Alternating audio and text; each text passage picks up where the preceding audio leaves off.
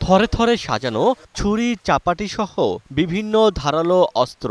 মাদক কেনাবেচার অভিযোগে আঞ্জুয়ারা নামে এই নারীকে গ্রেফতারের পর উদ্ধার করা হয় এসব দেশীয় অস্ত্র। সাতক্ষীরা সেনা ক্যাম্প জানায়, দীর্ঘদিন ধরে এক নারী মাদক কারবার করছে। এমন অভিযোগে রোববার রাতে শহরের গড়েরকান্দা এলাকায় অভিযান চালায় যৌথ বাহিনী।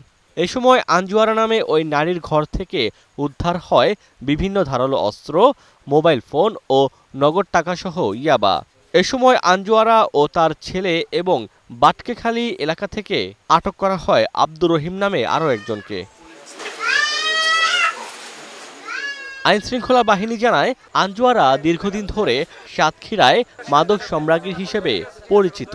তার বিরুদ্ধে একাধিক মামলা রয়েছে। Desk report, star news.